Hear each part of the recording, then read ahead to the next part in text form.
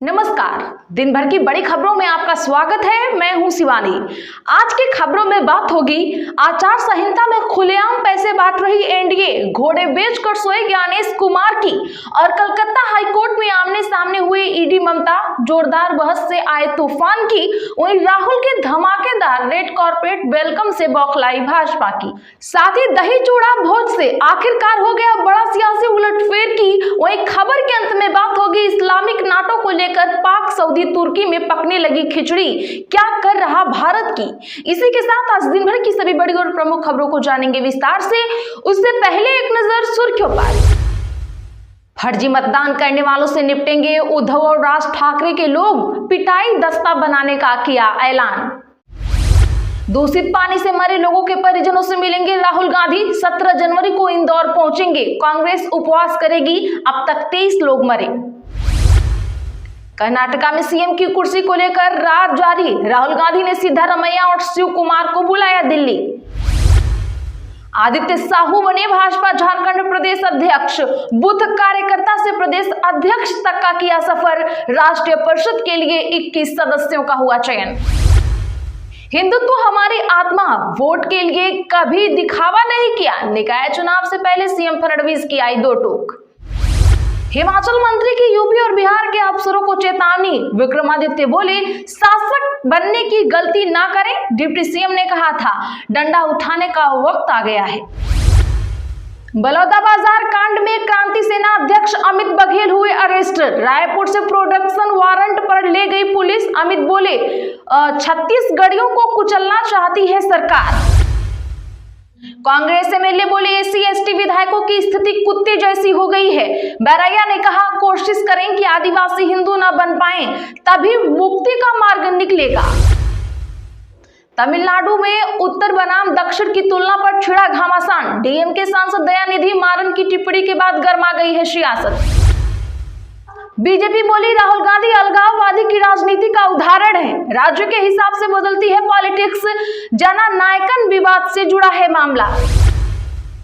छत्तीसगढ़ में 307 ब्लॉक कांग्रेस अध्यक्षों की सूची जारी, कई महीने से अटकी प्रक्रिया पूरी हुई, नाराज नेताओं के लिए एडजस्टमेंट फॉर्मूला हुआ तैयार। थोक महंगाई 8 महीने में सबसे ज्यादा, दिसंबर में खाने पीने की चीजें महंगी होने से 0.83% पर पहुंची, नवंबर में -0.32% पर थी।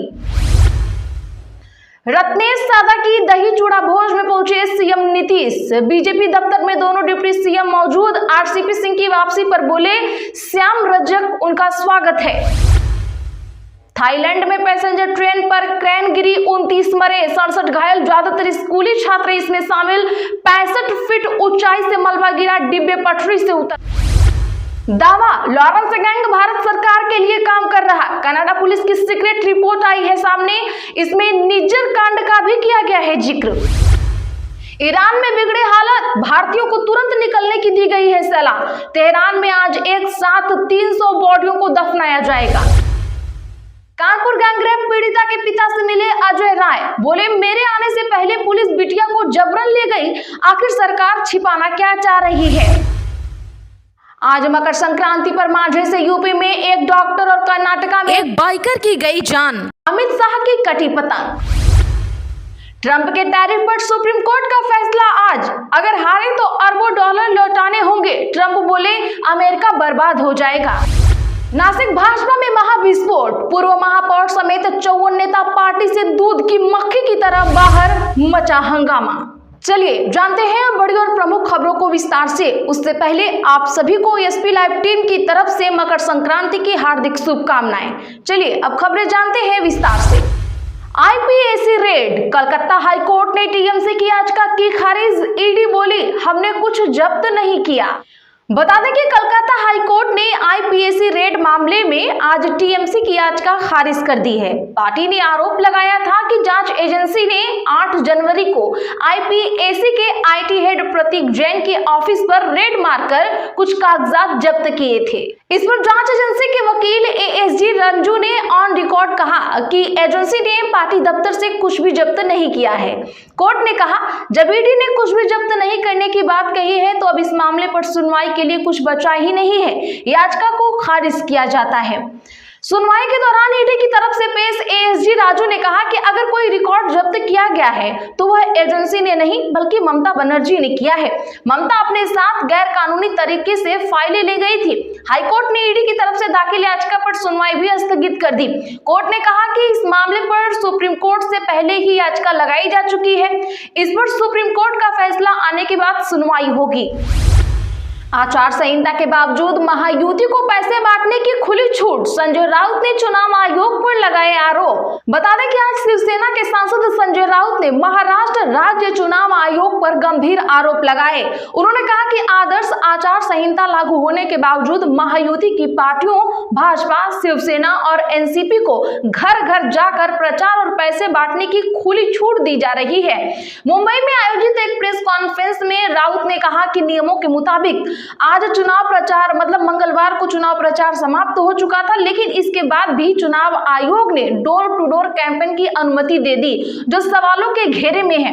राउत ने कहा, जब आचार संहिता लागू है और प्रचार खत्म हो चुका है, तब घर घर जाकर प्रचार की इजाजत देना किस तरह का नियम है? यह सीधे तौर पर भाजपा, एकनाथ शिंदे और अजित पवार को पैसे बांटने का लाइसेंस देने जैसा है।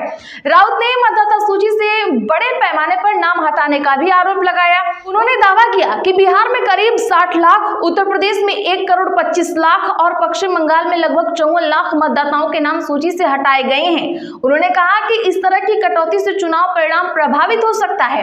उन्होंने कहा कि एक राज्य में लाखों वोटरों के नाम हटाना चुनाव की दिशा बदल सकता है। महाराष्ट्र में भी यही स्थिति देखने को मिल रही है। भाजपा पर निशाना साधते हुए राउत ने कहा कि पार्टी निष्पक्ष तरीके से चुनाव नहीं लड़ती।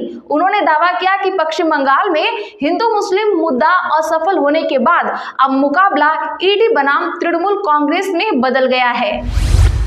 तेज प्रताप बोले, लालू की असली पार्टी जेजेडी, तेजस्वी आरजेडी का मेरी पार्टी में विलय करें। बता दें कि तेज प्रताप ने आज आवास पर दही चूड़ा भोज रखा है। लालू यादव इस भोज में पहुंचे हैं। लालू यादव ने कहा कि वो तेज प्रताप से नाराज नहीं है, वो परिवार के साथ ही रहे। तेज प्रताप के बीजेपी में जाने के सवाल पर कहा, बेटे को हमेशा आशीर्वाद ही रहेगा। 8 महीने पहले तेज प्रताप की गर्लफ्रेंड के साथ फोटो सामने आने के बाद लालू ने तेज प्रताप को घर और पार्टी से निकाल फेंका था। तेज प्रताप के दही चूड़ा भोज में राज्यपाल आरिफ मोहम्मद, बड़े मामा प्रभुनाथ यादव, साधु यादव और चेतन आनंद भी पहुंचे हैं। अभी तक तेजस्वी राबड़ी इस भोज में शामिल नहीं हुए हैं। तेज प्रताप यादव ने कहा कि तेजस्वी राजद का विलय जनशक्ति जनता दल में कर दें। लालू प्रसाद की असली पार्टी जेजेडी है। जनशक्ति जनता दल बंगाल चुनाव लड़ेगी, ममता बनर्जी के खिलाफ हम लड़ेंगे। एमएलसी का चुनाव भी बिहार में हमारी पार्टी लड़ेगी। वहीं उन्होंने कहा कि दिल्ली में निगम का चुनाव हमारी ही पार्टी लड़ेगी। तेज प्रताप ने कहा कि जल्द ही हम पूरे बिहार की यात्रा पर निकलेंगे। कब से निकलेंगे इसकी जानकारी बाद में दी जाएगी। कर्नाटका में राहुल के स्वागत पर हुआ विवाद। सीएम और उप मुख्यमंत्री एयरपोर्ट पहुंचे, जर्मन चांसलर के वेलकम में मंत्री गए। कर्नाटक में एक दिन कांग्रेस सांसद राहुल गांधी और जर्मनी के चांसलर फ्रेडरिक मर्ज के पहुंचने के बाद उनके स्वागत को लेकर विवाद खड़ा हो गया है। भाजपा ने राज्य की कांग्रेस सरकार पर राज्य की ग्लोबल प्रतिष्ठा से ज्यादा अपने हाईकमान को प्राथमिकता देने का आरोप लगा दिया है। दरअसल जर्मन चांसलर फ्रेडरिक मर्ज पिछले कुछ दिनों से भारत दौरे पर हैं। वे आज बेंगलुरु के केंपेगौड़ा इंटरनेशनल एयरपोर्ट पहुंचे। वहां उनका स्वागत कर्नाटक के मंत्री एम.बी. पाटिल और सीनियर अधिकारियों ने किया। दूसरी तरफ राहुल तमिलनाडु जाते समय मैसूर एयरपोर्ट पर थोड़ी देर रुके।